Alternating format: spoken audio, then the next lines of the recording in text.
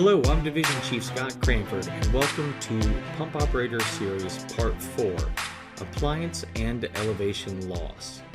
So as we look into this particular part and section of training, we're going to look at the components and the derivatives of numbers that we come up with in calculating this elevation loss and appliance loss.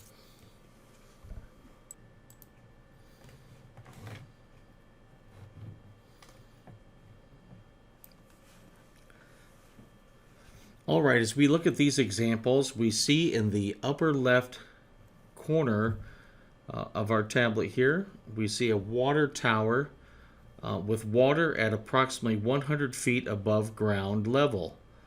Now, where we derive at the number of approximately 5 psi for every 10 feet, well, we know that for every 1 foot, it is already calculated that it is 0.434 psi for every 1 foot of water.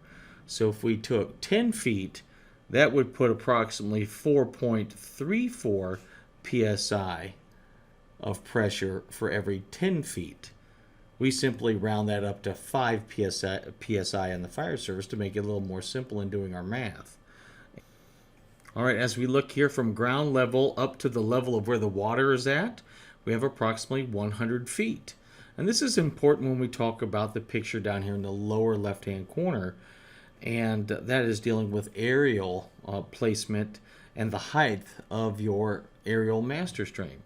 So on 100 feet with the water tower, if I were to take that 0.434 times 100, I would end up with approximately 43.4 pounds of per square inch of pressure. So 43, roughly, if we round it up, about 50 psi. So in looking at the example on the lower left portion, we're going to show an aerial tip that's approximately 50 feet that's above ground level.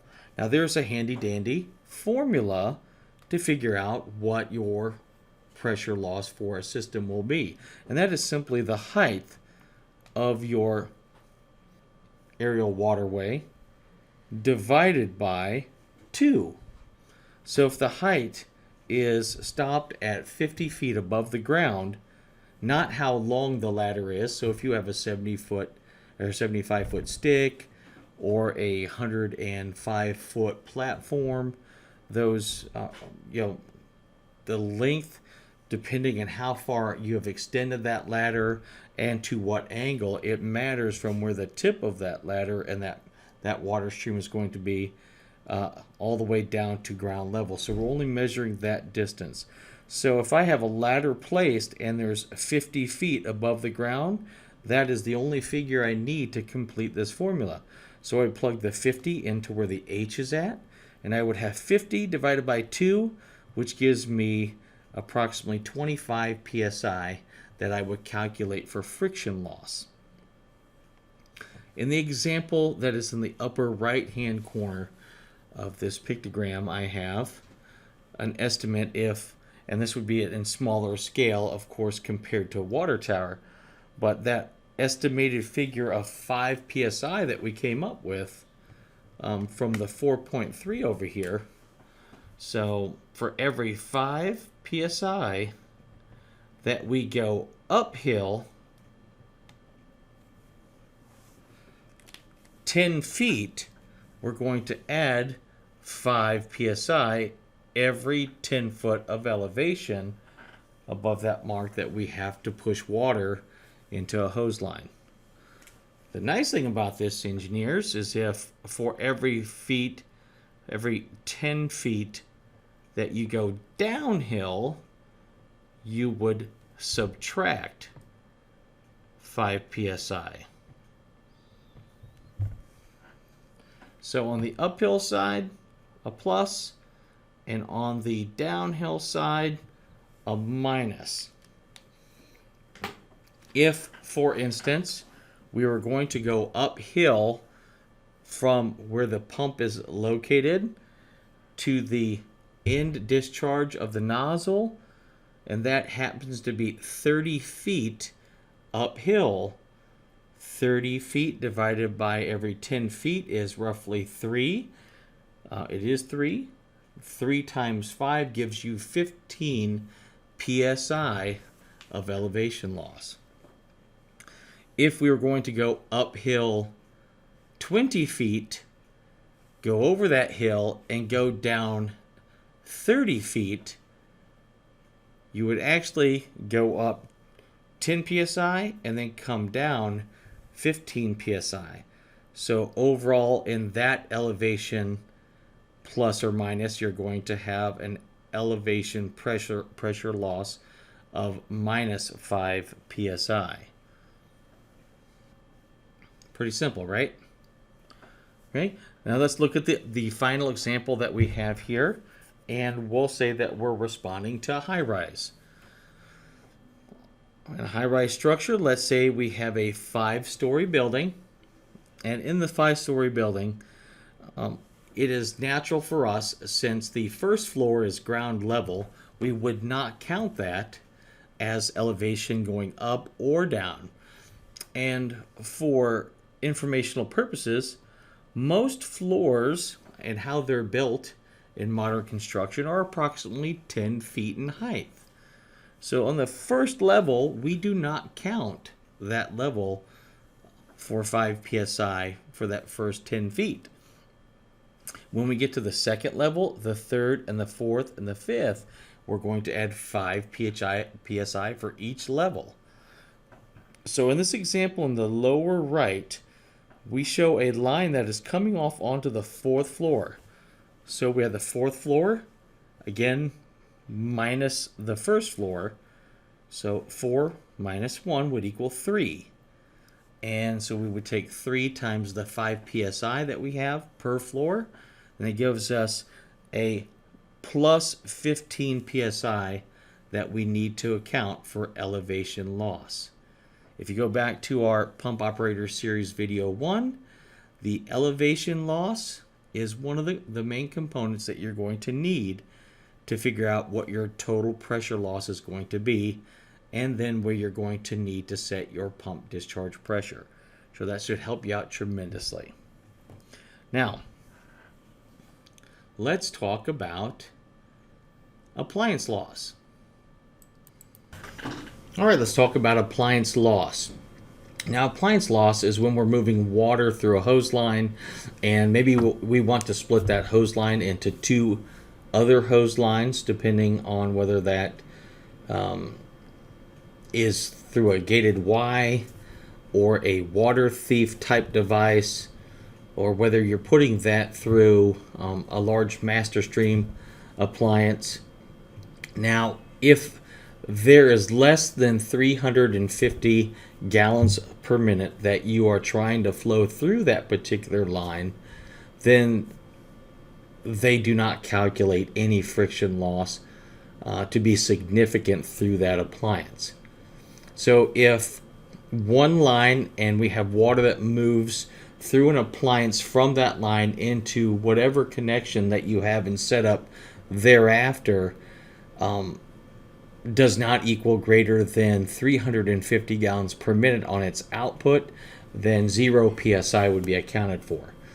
If, whether it's one line or 2 lines or more than that, if the total GPM from all of the output up until that point of where your appliance is attached is 350 GPM or greater, then we account for 10 psi specifically for that appliance. And the theory behind that is, as more water as it needs to go through there faster and more pressure is behind that water as it moves through there, it causes a turbulence and a resistance. Therefore, we need more pressure to overcome that inefficiency. Not to mention all the other things that make hose lines inefficient, such as kinks, and again, we talked about elevation, plus adding, 5 psi for every 10 feet, or if we're going downhill, taking away 5 psi in our total pressure loss for every 10 feet we go downhill. So appliance loss can be significant, whether you're using a water thief, a Y, or a a Siamese or some sort of other appliance that you would have to specifically adjust your total pressure loss for. Now, there are system losses out there. Specific waterways that exist on aerial apparatus may require a certain PSI as described by the manufacturer that you need to account for. So just because we're talking about a system loss for the waterway, or whether you're using the height divided by 2, which is that magic formula from how high your water master stream device coming out the tip of your ladder all the way to the ground, and it's measured directly. A monitor or a deck gun that is mounted on your apparatus, or if you take that off and use it as a ground monitor, may have a specific requirement of 25 psi to account for appliance loss. If you were to connect to a standpipe system that exists in some of our high-rise buildings and maybe many buildings throughout your district, you would account for a minimum of 25 psi for that particular standpipe system loss. If you were operating specific nozzles that had a requirement for you to pump so much pressure, let's say a cellar nozzle, and that cellar nozzle manufacturer says you need 100 psi to drive this particular nozzle.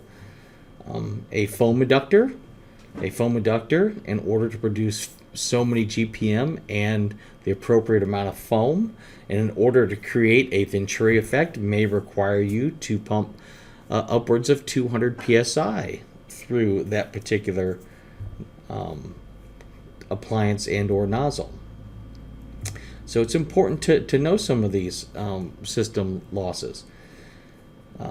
So if we were to pump to a sprinkler system connection or an FDC connection or a sprinkler combination standpipe system, at minimum, we expect our engineers to pump 150 psi to those particular connections. So don't let all of this confuse you. It's not tough to put together some of these basic figures and calculate the simplicities of providing the appropriate pump discharge pressure. A concept that you'll need to become familiar with.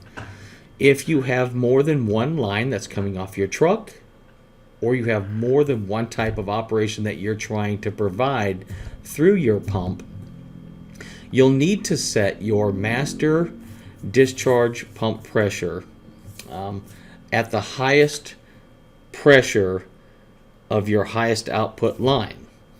For any additional lines that you work with that, each line that is in line with that pump has a pressure gauge associated with it, and you would simply gate that particular line down to the appropriate pressure to provide for that operation, hose line and nozzle and appliances for the total pressure loss for that particular line.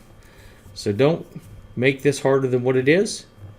And I hope you enjoy the math that goes along with being a good engineer. There are many, many shortcuts, rule of thumb cards that you can use. You can post pump charts. You can have plates that are made with some of your basic figures. But in the very least, you should have memorized the particular pre-connects that you have on your apparatus and all the necessary pressures to properly drive those lines and nozzles. And thank you very much for watching, and I wish you the best of luck. And I hope to see you in Pump Operator Series Part 5. Thank you for your time.